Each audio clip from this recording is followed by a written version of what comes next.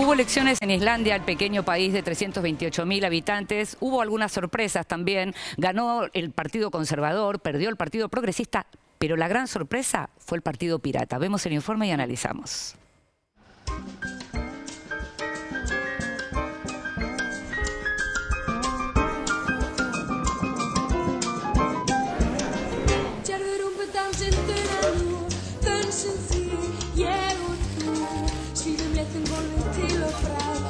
Los islandeses aún no le perdonan a su clase política los padecimientos económicos y sociales derivados de la crisis de 2008, que hizo colapsar el sistema financiero del país y motivó una serie inédita de protestas y movimientos ciudadanos que se extendieron a lo largo de los años siguientes y forzaron varios referéndums y una reforma constitucional. En abril de 2016, la furia ciudadana se hizo sentir nuevamente cuando se supo, gracias a las revelaciones de los Panama Papers, que el entonces primer ministro Sigmundur Gunnlaugsson y su esposa eran los dueños de la empresa offshore Wintris. La compañía había comprado cantidades significativas de bonos de los 3 bancos más importantes de Islandia, que colapsaron durante la crisis de 2008 en un conflicto de intereses sin precedentes que obligó a Gunnlaugsson a renunciar. En los comicios del domingo 30 de octubre, el Partido Progresista de Gunnlaugsson recibió un castigo ejemplar. Perdió más de la mitad de sus bancas en el Parlamento y logró apenas 8 escaños.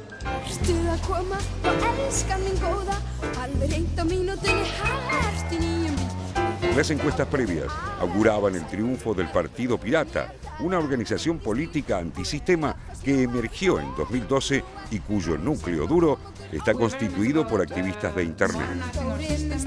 Llegaron a tener un 40% de intención de voto.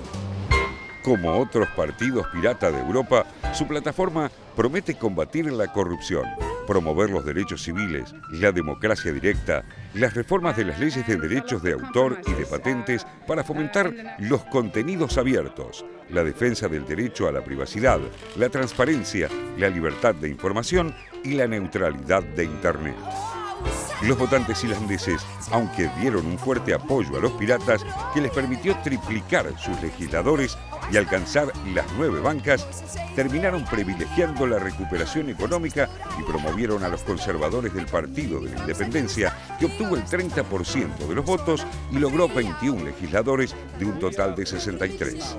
El otro partido que realizó una buena elección y quedó en segundo lugar fue el Partido de la Izquierda Verde, que obtuvo 10 escaños.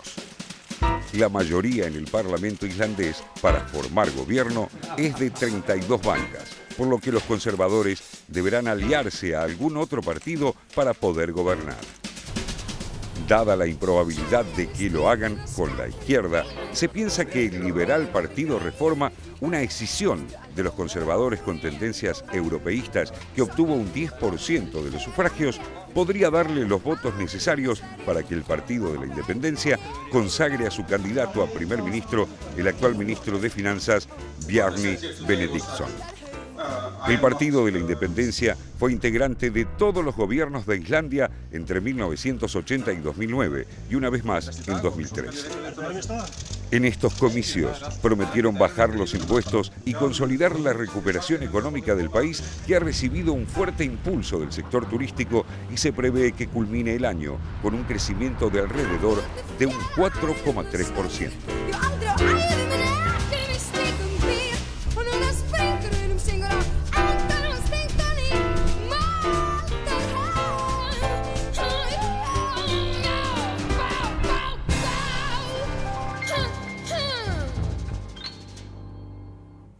Siempre sentimos a Islandia como un país exótico. Escuchábamos a Björk. No sé si sabemos mucho más de Islandia que conocer la música de Björk, pero al mismo tiempo lo que sí podemos decir es que es un país que se independizó en 1944 de Dinamarca y es un país, decíamos, de poco más de 300.000 habitantes, que se considera el mejor país para ser mujer, porque hay paridad, por ejemplo, en términos políticos, porque las mujeres pueden ser solteras. 2/3 de los chicos nacen en madres solteras, no en familias convencionales, porque no hay un problema que tenga que ver directamente con la cuestión de género y porque además son durísimas las mujeres. En el 75 hicieron una huelga de mujeres que repitieron hace poco porque no les alcanza y porque aunque es el país en donde mejor ganan en términos de paridad con los hombres, quieren más, quieren igualdad total. De origen celta y escandinavos. Son muy poquitos y la ciudadanía tiene mucha influencia.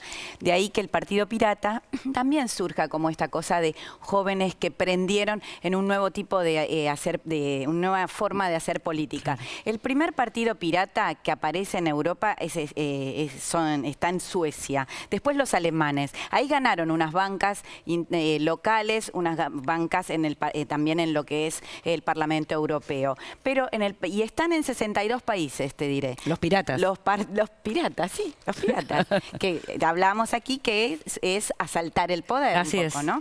Ahora, sin embargo, donde más arraigo tienen ahora y donde más han crecido es en Islandia y su futuro obviamente se desconoce porque evidentemente lo que reflejan estas elecciones es que si bien crecieron mucho, la gente se volcó, o sea, el momento culmine de ellos fue un 40-43% entre 2015 y ahora abril de 2016. Pero digamos, terminaron creo que votando establishment. Votó el establishment y bien sabrá Raúl que acá hay una larga historia que viene de la irrupción de Islandia en la escena internacional con la gran crisis del sistema financiero que parecía Islandia morir ahí en su propio infierno y no ha sido así. No Te sé. dio pie, mira, ahí está. No, sin intención. Pero Ni preparado. Creo que... no, es cierto que lo que fue la crisis en Islandia fue emblemática en muchísimos sentidos. Es decir, tampoco extraña ahora que aparezcan algún alto funcionario con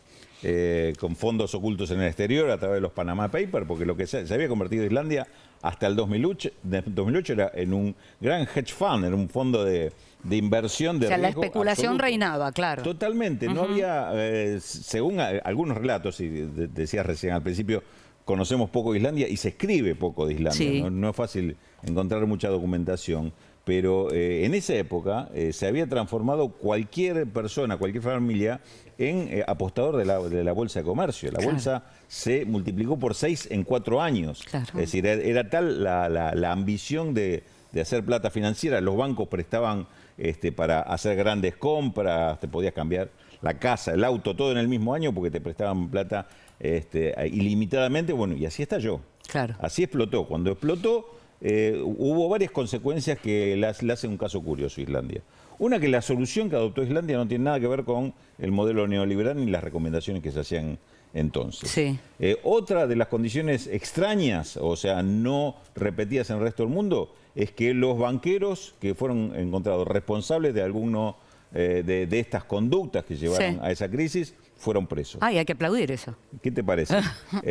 Y la otra solución es que no hubo una ayuda de los estados para que los bancos o las grandes empresas se salvaran con dinero público, sino que ayudó a las unidades económicas más chicas, por ejemplo las cajas de ahorro, no a los grandes bancos, pero terminó todo nacionalizado. Se nacionalizó la banca. Se nacionalizó la banca. Este es uno de los fenómenos extraños y que después hubo inclusive, estaba buscando el nombre porque te iba a interesar, hubo un rechazo tan grande a las políticas del FMI que hubo una parlamentaria economista de los partidos de izquierda que fue acá está el nombre, Lilja Mósesdóttir, qué difíciles son los nombres islandeses, que tiene un libro publicado que el título, yo no lo leí, pero debe ser interesante para vos, La economía política de las relaciones de género. Me encantó. Me encantó, ya tomo nota. Y fue una de las abanderadas de resistirse a las políticas del Fondo Monetario, que la salida de la crisis no se podía hacer por ajuste. Tanto es así que en 2 años posteriores a la crisis, el déficit del país era del 11% del PBI. Con lo cual, termina saliendo de esta forma. Es decir, es como si hubiera rebotado en el fondo y hubiera empezado a crecer. Con un crecimiento de un 3-4%, no más.